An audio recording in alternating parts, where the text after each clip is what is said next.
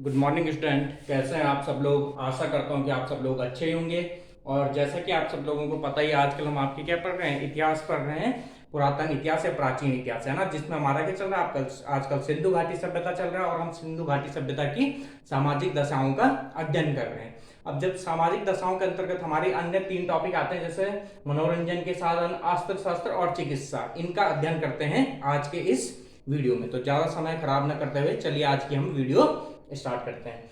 तो देखिए, मनोरंजन के साधन, जैसे कि आपको पता ही कि अगर कोई भी समाज होता है तो वो समाज क्या करता है, आपके अपने को क्या करने के लिए, मानसिक रूप से स्वस्थ रखने के लिए क्या करता है, मनोरंजन के साधन अपनाता है। जैसे आजकल हम लोग भी, तो हम क्या करते हैं, हमारे पास मनोरंजन के साधन के रूप में टीवी है ना, मोबाइल में हम गेम खेलते हैं, या अन्य हम आउटडोर गेम खेलते हैं या इंडोर गेम खेलते हैं। तो ये सारे के सारे जो भी खेल होते हैं, जो मनोरंजन के साधन होते हैं, ये मनुष्य को क्या करते हैं, ये व्यक्ति को क्या रखते हैं, मानसिक रूप से स्वस्थ रखने में और उनकी जो मानसिक थकान होती है उसको दूर करने का काम करते हैं। तो इसी प्रकार से सिंधु घाटी सभ्यता के लोग भी क्या करते थे, अपने मानसिक तनाव को दूर करने के लिए क्या करते थे, मनोरंजन के साधनों का उपयोग करते थे। तो अब देखते हैं हम कि कौन कौन से मनोरंजन के साधनों का उपयोग करते थे। तो देखिए, शिकार करना इनके मनोरंजन का सबसे प्रमुख साधन था। जैसे कि आप सब लोगों को पता है कि पुराने जमाने में जितने भी समाज हुआ करते थे, वो क्या थे, पहले तो मुख्यतः शिकार आश्रित थे।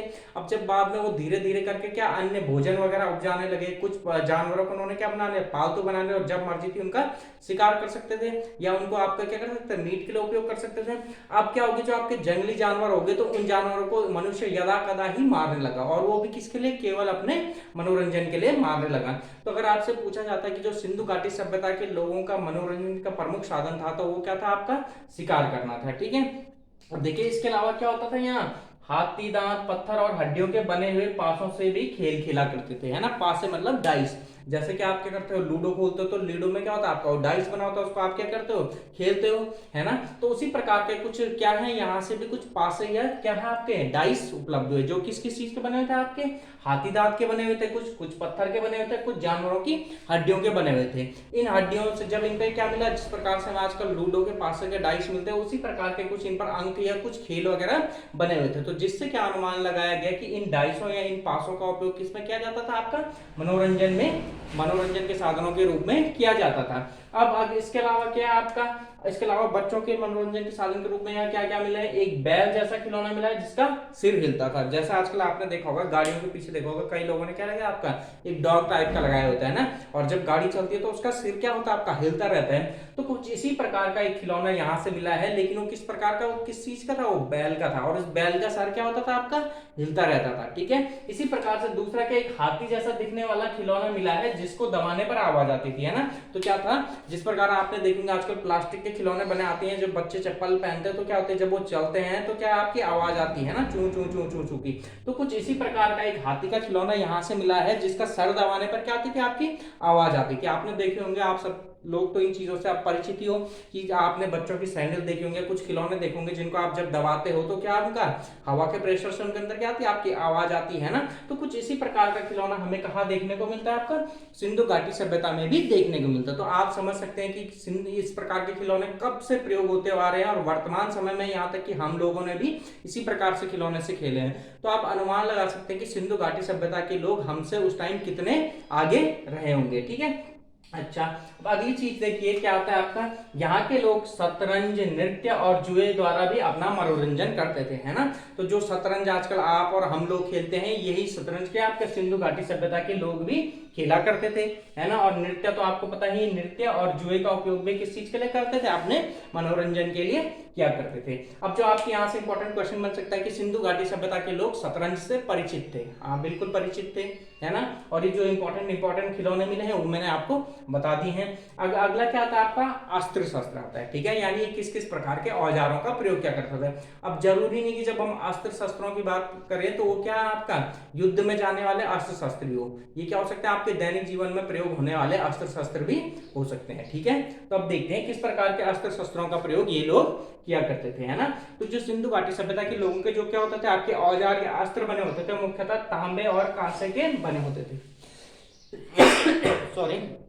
ठीक है। तो जो सिंधु घाटी सभ्यता के लोगों के जो अस्त्र शस्त्र बने होते थे या जो औजार बने होते थे, मुख्यतः तांबे और कांसे के बने होते थे। और इन तांबे और कांसे के औजारों या अस्त्र शस्त्रों के साथ साथ क्या करते थे, आपके पत्थर के औजारों का भी प्रयोग किया करते थे।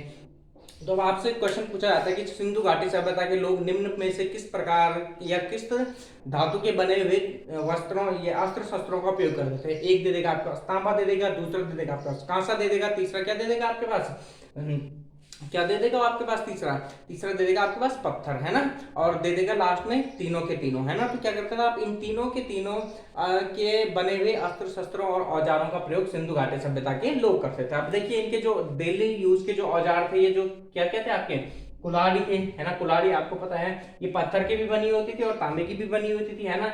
छुरा यानी जो आपका चाकू आता है, आपका बर्छी आता है आपका, है ना, और क्या आता है आपका गोफन आता है, आपका मछली पकड़ने के उस के कांटे, है ना, मछली पकड़ने का हुक, ठीक है, मछली पकड़ने का हुक, ठीक है। देखिए सॉरी मैंने गलत दिया, यहाँ पे मछली पकड़ने का हुक हुआ उस तरह, है ना।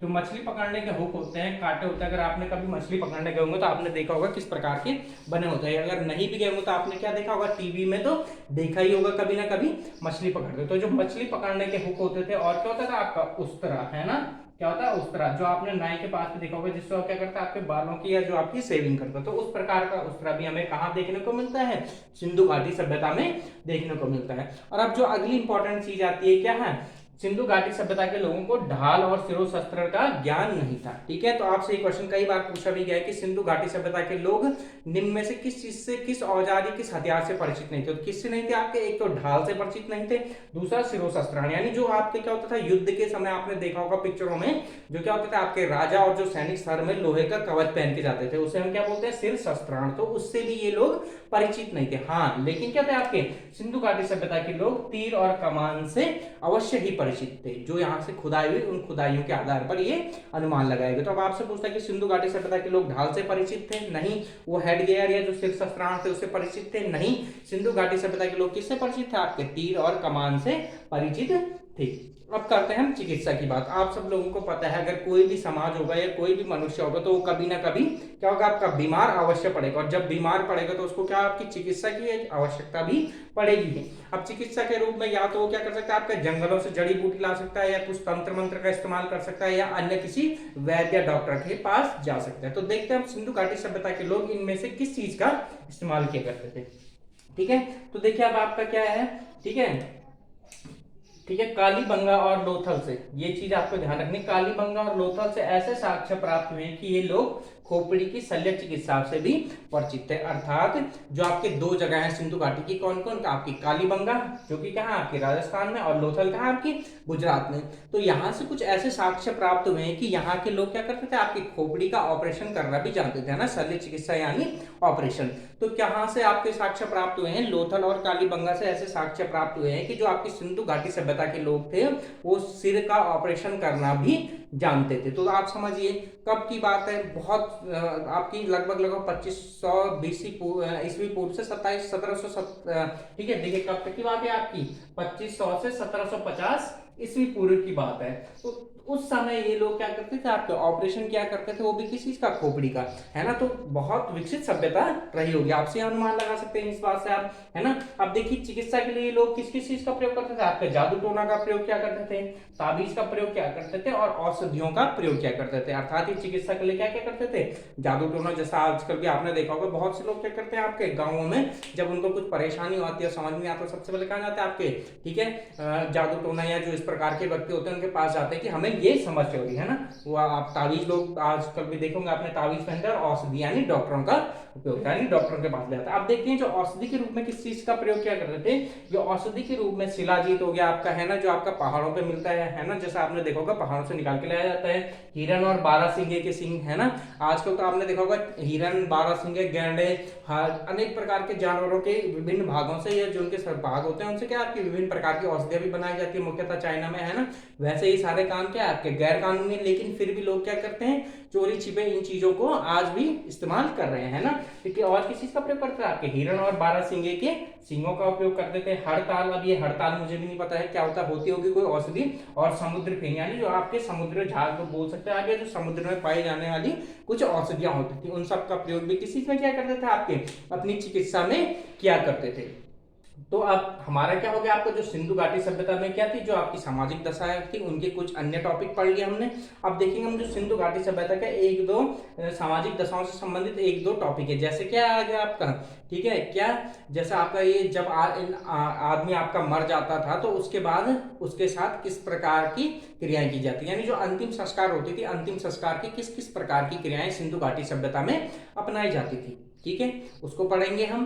फिर हमारा क्या हो जाएगा, आपके सामाजिक दशाओं से संबंधित जो भी टॉप पॉइंट है वो खत्म हो जाएंगे। उसके बाद हम क्या देखेंगे, वहां की धार्मिक दशाओं का अध्ययन करेंगे, ठीक है। तो इसी प्रकार से हमारा चैनल देखते रहिए और अपने दोस्तों के साथ शेयर करिए, खुद भी सब्सक्राइब करिए और अपने दोस्तों को भी सब्सक्राइब करने के लिए बोलिए। बहुत बहुत धन्यवाद।